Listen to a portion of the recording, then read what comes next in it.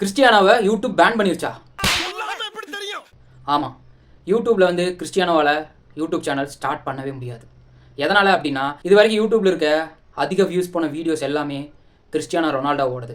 So அதனால் அவர் ஒரு YouTube channel ஆரம்பித்தா சீக்கிரமாகவே மில்லியன்ஸ் ஆஃப் மில்லியன் சப்ஸ்கிரைபர்ஸ் வந்துடுவாங்க. அதுக்கப்புறம் அவர் போகிற ஒவ்வொரு போஸ்ட்லேயும் பயங்கரமான வியூஸ் போகும். அவருக்கு அமௌண்ட் பே பண்ணுறதுல யூடியூப் சைட்லேருந்து பிரச்சனை வரும். அவங்களால சரியாக அஃபோர்ட் பண்ண முடியாது அப்படின்னு அவங்க நினைக்கிறாங்க. இது மட்டும் இல்லாமல் 2 இயர்ஸுக்கு முன்னாடி கிறிஸ்டியானோ ரொனால்டோ டிக்டாக் அக்கௌண்ட் ஒன்று ஓப்பன் பண்ணியிருக்காரு. 2 நாளில் 4 மில்லியன் சப்ஸ்கிரைபர்ஸை ரீச் பண்ணிட்டார். அதுக்கப்புறம் டிக்டாக்கே அஃபிஷியலாக அவரோட அக்கௌண்ட்டை பேன் பண்ணிட்டாங்க. இதுக்கு 2 தியரி சொல்கிறாங்க. ஒன்று என்னென்னா, இது வந்து கிறிஸ்டியானோவோடது இல்லை, ஃபேக் அக்கௌண்ட், அதனால பேன் பண்ணிட்டாங்க அப்படின்னும். இன்னொருத்தங்க டிக்டாக்கால் கிறிஸ்டியானோவுக்கு பே பண்ண முடியாது, அதனால அக்கௌண்ட்டை பேன் பண்ணிட்டாங்க அப்படின்னு சொல்கிறாங்க. ஆனால் எதுக்குமே டிக்டாக் சைட்லேருந்தும் சரி யூடியூப் சைட்லேருந்தும் சரி அஃபிஷியலாக எந்த ஒரு ரிப்போர்ட்டும் ரிலீஸ் பண்ணலை.